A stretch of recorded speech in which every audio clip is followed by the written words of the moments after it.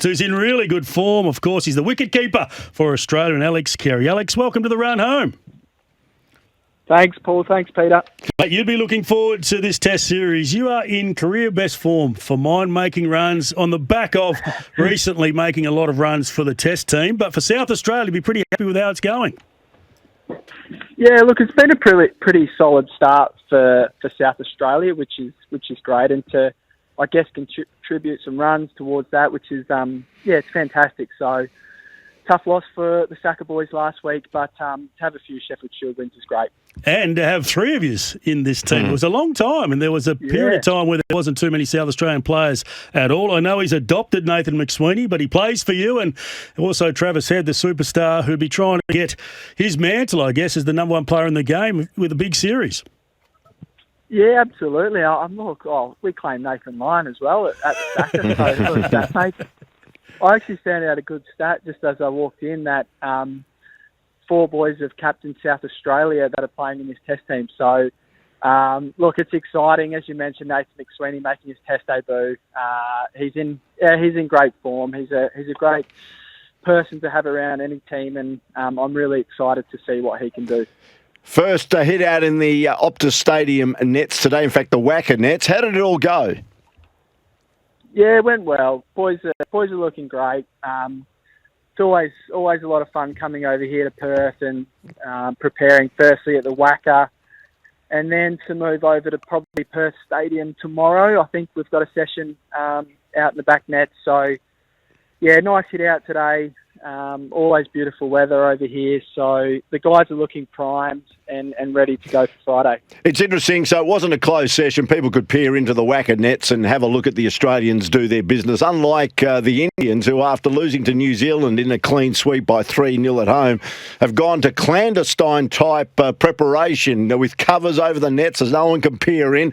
Looks like they're pretty serious about this upcoming 5-test series. Yeah. Absolutely. No, we welcome anyone to come and have a look, but it's, I guess they prepare how they like to, and they're a really good cricket team, so that they'll be looking to bounce back from that series, as you mentioned, against New Zealand. They do have really good form in Australia, so a great opportunity for this playing group to win back that Border Gavaskar trophy. And as I mentioned, I think our boys are really focused on the way that we play. The quicks look fresh and ready to go. A new-looking batting lineup at the top. Steve back at number 4, and as you mentioned, Trav and Mitchy Marsh through the middle can do a bit of damage as well. So it's a great lineup that we've got coming into Friday. Those two should be refreshed after their paternity leave. But when you do rock into Perth, do you notice the extra bounce down at the Wacker compared to the other grounds in Australia? Yeah, I think so. It has been the characteristic there for a long time. I think Perth Stadium as well does have that nice bounce and carry. It is a drop-in wicket here, but it's a great place to play cricket, as you mentioned. I think training at the Wacker, it's still a really good facility to play cricket and train. So to have that for a couple of days is great. And as I mentioned, you then move over to Perth Stadium, closer to the Test match. Train out the back, which is similar to the middle wicket. And I'm actually standing at Perth now and looking down, and it looks amazing. The outfield is absolutely primed. The wicket's looking pretty close, to being ready to go. So it should be a great Test match come Friday. Congratulations, as we know, on taking out the ICC Men's Test Team of the Year for last year, being named as the wicketkeeper. And when you look at Optus Stadium, what's it like being a gloveman when the bounce is true? Oh, thank you, firstly. Yeah, it's, I guess you prefer that to them being a slow and a low wicket.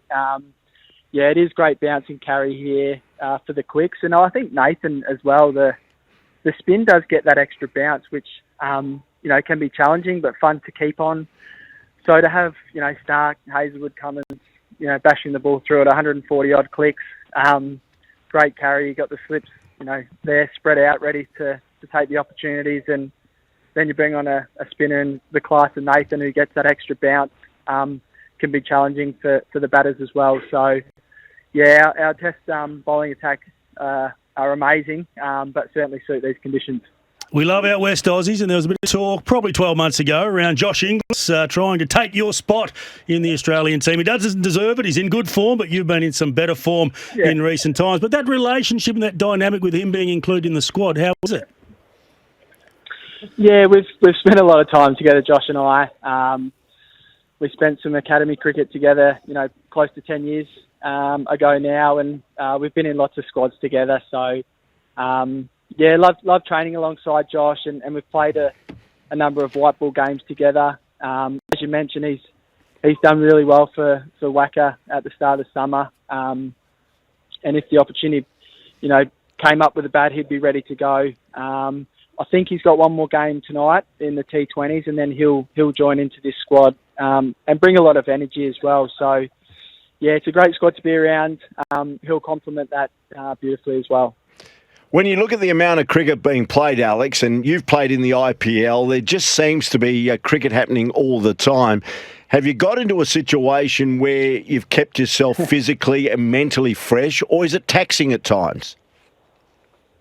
Yeah, both. I think with the amount of cricket opportunities, I think it's up to the players to probably manage that,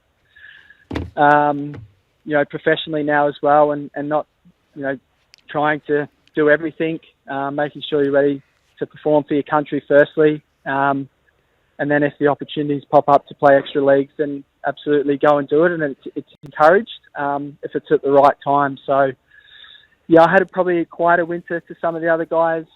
Spent some time at home, worked on the game a little bit.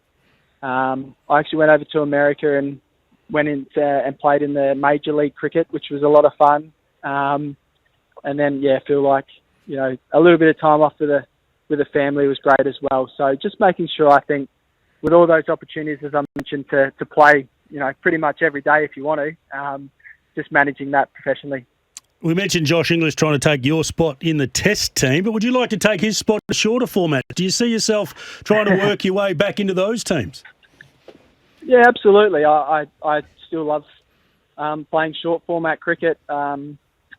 Was lucky enough to play some one-day internationals over in England when he was injured, and I definitely want to get my way back into that team for sure. I think that's every cricketer's not job, but their goal is to represent their country as many times as possible. And yeah, I'd love to get back into that white ball team at some stage, but I guess you can control what you can control, keep trying to score runs, and go out there and have a lot of fun doing it. So we'll wait and see. But he's done really well for Australia. When you look at the Indians, Alex, Rohit Sharma looks like staying back in India because of the arrival of his second child. He's the captain of the India Test team.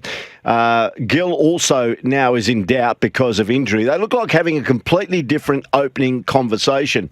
And Bharat Sundaresan was on my show a bit earlier, and he was saying that, Virat Kohli was talking maybe a bit of a hand injury, but he reckons it's not happening. He's fully fit and focused on making plenty of runs down here. Your thoughts on what the opening combination is going to be? And secondly, how important is it to get off on a flyer with a win in the first test? Yeah, I think your guess is as good as mine at the moment. I'm not really sure. Look, they've got lots of class in the squad, so whoever does come in, again, will be a solid player. I think Rohit's a massive loss for them to start off with, captain of the team and a great player. But they do have a lot of stars, don't they? And Ajay Sawal has come in and just exploded into international cricket. Virat Kohli's not too bad. Rishabh Pant. How about Rishabh Pant coming back and doing what he's done? So it's going to be an awesome Test match. And as you mentioned, to get up on the front foot, the right foot is definitely what we're going to try to do. Come Friday. I think we're primed. We're ready. It's a really consistent group of players we've got in this Test team over the last number of years, and I'm excited to see this Test team come Friday. Before we let you go, had you stayed at the GWS Giants, how many games would have you played by now, and would you have been the difference with them winning their first premiership? Oh, absolutely. It was a great experience up there, but I think they Kevin Sheedy sacked me, so I think he made the right decision. You're not the only one. Right. Just ask Derek Kickett. Thanks for your time, mate. We do appreciate it. Go well, and you're in really good form. We can't wait to see what you do this summer. No, I appreciate the chat, guys. Thank you. Good on you, Alex.